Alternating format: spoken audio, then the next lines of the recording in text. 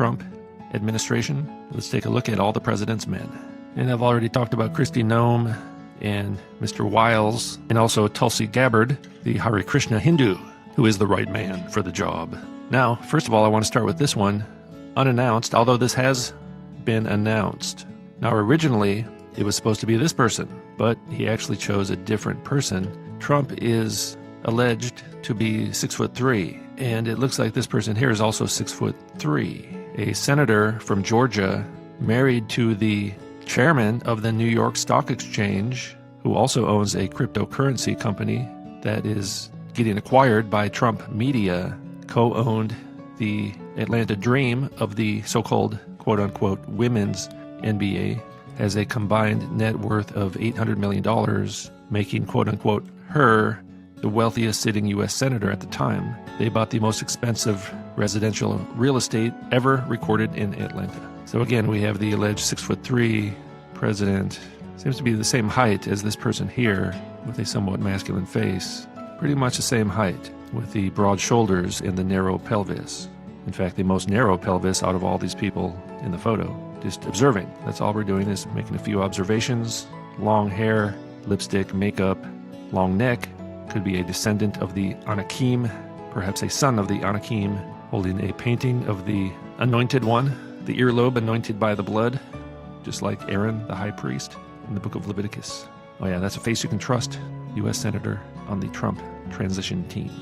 6'3", net worth of $800 million. Seems to be taller than every other person in the room, pointing up again to somebody or something. Appears to have masculine bone structure, although covered up nicely by the makeup. Large, thick neck, most likely a wig. Solid, sturdy neck to support that large skull. Everything you could ask in a 6'3" woman. Nothing strange going on here at all. Just a normal woman. 6'3", $800 million, large neck. The girl next door on the Trump transition team. Even this guy is like, whoa, we got ourselves the son of an Anakim, a descendant of the Nephilim. What's going on here? Covering up the neck, wrapped up like a Christmas present being offered to the Asherah pole. We're being outsized by the giant, the richest senator in the government. The alien takeover is complete. They're here, and they live. That's a sturdy face you got there. Solid, masculine face, covered up with makeup and hair. Adam's apple. That's quite the narrow pelvis you got there, and the broad shoulders. It's actually not even wearing female clothes in this one. I guess they forgot to wear the dress. This one forgot to wear the pantsuit. Kelly can be a male name or a female name. A little bit of yin and yang. Oh, there it is with the transcaster. Again, looks like a comedy skit talking to Tucker. Tucker talks to all the alleged tall women. Appears to be shape-shifting in this photo. Okay, now let's look at the Secretary of Education. Former WWE CEO to serve as Education Secretary because you wouldn't want to hire a former teacher to do this job. You got to have somebody from the wrestling industry. And in fact, I think all government employees should come from a professional wrestling background. They learn the same skills that are needed to work in the government. This person is also on the Trump transition team. I think this person is an expert in transitioning, has been transitioned for quite a long time with the scarf around the neck. What you hiding under there? You got some lipstick and some makeup and a wig. Should be obvious to those with eyes to see. Oh, look at what we got here. On a related note, we got ourselves an openly transgendered government official. Most of them are secretly transgendered. Now this one kind of reminds me more of Tootsie, but there's also a bit of church lady. Not so much Mrs. Doubtfire. I think Mrs. Doubtfire had way too much prosthetics on the face, not needed. All you need is the makeup on the face. We know about most religions in the world. Jews do certain things. Christians do certain things. Muslims, Taoists, Confucianists, whatever. Every religion has certain things they do that make them unique. And ritual androgyny is the thing that makes Freemasonry unique. There may be other things they do as well. Now, I'm not a huge fan of the hand test, to be honest, but it helps in this case to see that the ring finger is indeed quite a bit longer than the index finger, which is a sign that this person has a male digit ratio. Yeah, this one kind of pulls off the old lady thing pretty well. But on the more obvious ones, they put all this stuff on top of the photo. Got a bit of a lump in her throat there. So they founded Titan Sports. Titan, interesting name there. Otherwise known as the Giants World Wrestling Entertainment. Entertainment! Oh, look at it. It's just an entertainment company. They should call it the National Football Entertainment Company, or even the United States government entertainment or the nightly news entertainment show. Everything should have the word entertainment at the end of it. She was an only child and grew up as a tomboy. Tomboy is a term referring to girls or young women with masculine traits. So the official story is that this person had and continues to have masculine traits. I'm just reading what it says. It may include wearing androgynous or unfeminine clothing and engaging in physical sports or other activities and behaviors usually associated with boys or men. I wonder why that is in this case. It's softball, but not Linda Marie Edwards. This person played baseball with the boys. Co-chair of the Trump 2025 transition team. Grew up in a conservative Baptist family, but converted to Roman Catholicism in her later years. Well, that makes a lot of sense. Sounds similar to J.D. Vance. Remember, it's just all the stage, right? It's the world stage, the worldwide entertainment company, Vought Industries. At the very least, the secret societies are controlling society, and it probably goes a bit deeper than that. See, a man with makeup, just kind of a normal-looking man with makeup, older man, would look like this. There's the mother, the alleged mother. I'm not sure where these people come from. Thin lips. Yeah, this man with makeup and lipstick. Yeah, look at that. Look at those shoulders. Whoa. It's a man with makeup and lipstick and a wig. Well, that looks natural. Wasn't there a show called Transparent? That's kind of what we got going on here. Kind of looks like John Goodman a little bit in drag, but not as large. Got the Paul McCartney eyes a little bit. Ooh, you're not fooling too many people there, are you? Well, you are, because people want to be deceived. All you got to do is feed people a narrative. They'll believe it. Bondi for Attorney General. Oh yeah, what do you think? Has the right hair, bit of lipstick and makeup, but there seems to be some anomalies. I think we have some anomalies with Mr. Bondi. Mr. Bondi is qualified for the position because it is a priest of the goddess. Just like in the ancient world, they had the eunuchs in the government and the transvestites. Looks like nothing's changed. Secretary of Labor. Not looking good either. Now, some of these photos will fool you, but I've seen Asian ladyboys that look more feminine than that.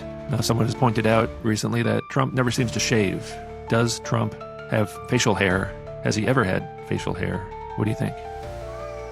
The cat has spoken. Ambassador to the aliens. Oh, wait, the United Nations.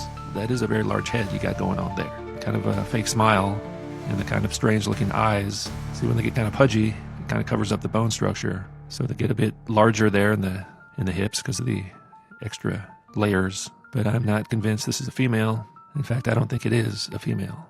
There's an underlying masculinity, in my opinion.